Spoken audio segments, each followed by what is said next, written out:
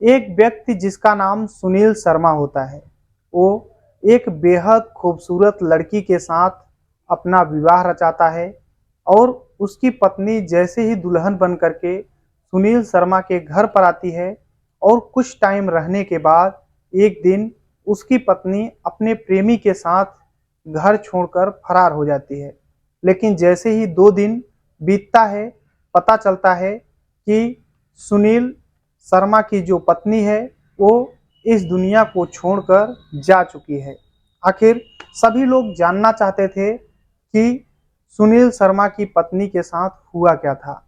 उसके कुछ ही दिन बाद कुछ ऐसा होता है कि आप पूरी कहानी सुनोगे तो सोचने पे मजबूर हो जाओगे कि आखिर कैसा मेरा शासन, कैसा प्रशासन है। और फिर आप पूरी कहानी सुनना, आपको कुछ नया देखने को मिलेगा। बस लास्ट तक बने रहो। नमस्कार दोस्तों, मैं विजय शंकर पाल। इस वीडियो को लाइक करना, चैनल को सब्सक्राइब करना। रोजाना शाम को 7 बजे हमारी एक नई वीडियो आती है, तो चैनल को सब्सक्राइब करके बेल आइकन को जरूर दबा लेना। बाकी आप लोग कहाँ से हमारी वीडियो देखते हैं कमेंट जरूर किया करिए। नेक्स्ट वीडियो में आप सभी का नाम जरूर लूंगा। तो चलिए स्टार्ट करता हूँ। आज की जो सच्ची कहानी सुनाने वाला हूँ यह है मध्य प्रदेश में एक जिला है भिंड। यहीं पर एक थाना लगता है मेहगांव का वार्ड क्रमांक 2। सुनील शर्मा नाम का व्यक्ति जिसकी उम्र 29 साल होती है। 2 साल पहले इसकी शादी ज्योति शर्मा के साथ होती है। ज्योति शर्मा जो कि देखने में बेहद खूबसूरत होती है। जब ज्योति शर्मा सुनील के घर दुल्हन बनकर आई थी तो सुनील भी बेहद खुश था कि मेरी पत्नी जो है इतनी खूबसूरत है, मैं कितना नसीब वाला हूँ। लेकिन सब कुछ सही तरीके से चलता रहता है। लेकिन जो ज्योति शर्मा है इसकी अपने सास ससुर से बिल्कुल भी नहीं बनता था। यानी जो सास है उसकी बातें ज्योति शर्मा को अच्छी नहीं लगती थी। सास कुछ भी कहती तो ज्योति शर्मा को बुरा लगता था। यानी उसे लगता था कि मैं सिर्फ अपने पति के साथ रहूं, अपनी सास ससुर का मुंह भी न देखूं। ऐसे ही जब थोड़ा टाइम बीतता है, इधर आ जाता है 2 मई 2024 को। ज्योति शर्मा एक दिन अपने घर से अचानक गायब हो जाती है और जैसे ही घर से गायब होती है ज्योति शर्मा, उसका पति सुनील शर्मा अपनी पत्नी को ढूंढना शुरू कर देता है। अलग अलग जगहों पे पता करता है कि मेरी पत्नी गई कहाँ पे। सबसे पहले सुनील शर्मा जो है अपने ससुराल में फ़ोन करता है और बोलता है कि क्या ज्योति वहाँ पर गई है। तो पता चलता है कि ज्योति तो वहाँ पर नहीं आई है, यानी अपने मायके नहीं गई है।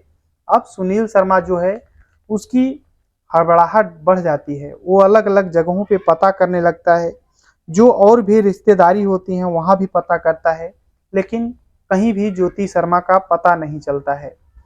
लेकिन थोड़ा टाइम बीतता है, इधर पुलिस के पास सुनील शर्मा जाता है और गुमशुदगी दर्ज कराता है। बोलता है कि साहब, मेरी पत्नी 2 मई को घर छोड़कर पता नहीं कहाँ चली गई। मैंने उसके मायके, रिश्तेदारी हर एक जगह पता किया लेकिन कोई पता नहीं चल रहा है। आखिर पुलिस जो है सुनील के कहने पर ज्योति शर्मा की गुमशुदगी दर्ज कर लेती है। पुलिस भी अब अलग अलग जगहों पे पता करने लगती है लेकिन कुछ भी पता नहीं चलता है। लेकिन 4 मई 2024 का टाइम आता है, यानी 2 दिन जैसे ही बीतते हैं, कतराव गांव एक पड़ता है। यहीं पर एक महिला की बिना कपड़ों के जली हुई लाश मिलती है। अब पुलिस जैसे ही पाती है तो उसे डाउट होता है कि शायद ज्योति शर्मा की ये है। तो पुलिस ज्योति शर्मा के पति को, सुनील शर्मा को बुलाती है। सुनील जैसे ही उस जली हुई लाश के पास पहुंचता है तो बोलता है कि ये तो मेरी पत्नी नहीं है। लेकिन अब तभी ये बात सुनते ही सुनील शर्मा के ससुराल वाले, यानी ज्योति शर्मा के मायके वाले आ जाते हैं। बोलते हैं कि नहीं, ये तो मेरी ही बेटी है, क्योंकि वैसे ही कद काठी थी, वो जो थी वो सब जला हुआ था। तो उसके मायके वाले, ज्योति शर्मा के मायके वाले बोलते हैं कि मेरी बेटी ज्योति ही है।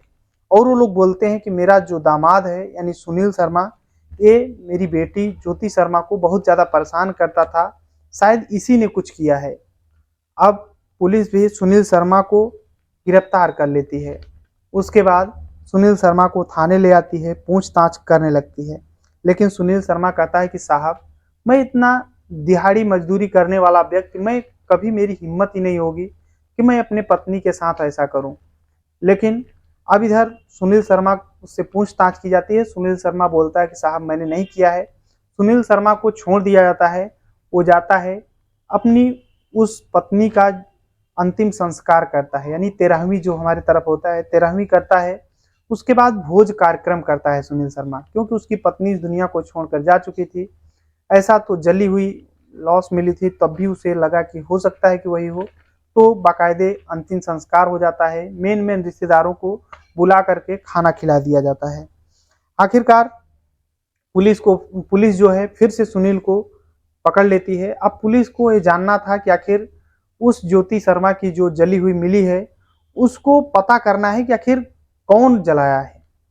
ये तो पता करना बहुत जरूरी था। तो पुलिस को डाउट होता है, क्योंकि ज्योति शर्मा के मायके वाले भी सुनील शर्मा के ऊपर ही इल्जाम लगा रहे थे। सुनील शर्मा से अब सख्ती से पुलिस पूछताछ स्टार्ट करती है। उसे बहुत ज़्यादा मारती है, पीटती है। सुनील बेहद लगड़ने लगता है, उसके पैरों में चोट लग जाती है। लेकिन वो बोलता है, हर बार यही बोलता है कि साहब मुझे पता ही नहीं है, मैंने अपनी पत्नी के साथ ये नहीं किया है। पुलिस बहुत दिनों तक उसे टॉर्चर करती है, सोचती है कि हो सके तो ये अपना बयान कबूल कर ले। लेकिन सुनील टूटता नहीं है। वो बोलता है कि मैंने ऐसा किया ही नहीं है। आखिरकार पुलिस बेबस होकर के उसे छोड़ देती है। जब सुनील बिल्कुल भी कोई जुर्म नहीं कबूलता है तो सुनील को पुलिस छोड़ देती है। पुलिस जो सुनील है वो लगड़ते हुए अपने घर पर आता है, क्योंकि पुलिस उसे बहुत ज़्यादा टॉर्चर की थी। जब घर पर आता है तो उससे न तो खाना खाया जा रहा था, बेहद बीमार था। थोड़ा टाइम बीतता है, इधर मई पूरा बीत जाता है, जून आ जाता है। तभी धीरे धीरे करके 52 दिन उसकी पत्नी को गायब हुए, यानी 13वीं वगैरह किए हुए बीत चुके थे। इधर आ जाता है 22 जून 2024 को।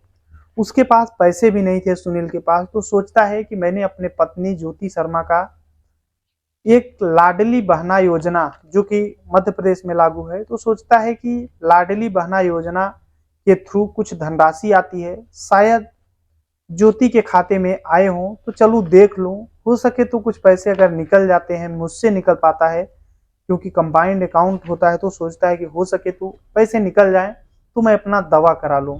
यही सोच करके सुनील जो है बैंक में जाता है।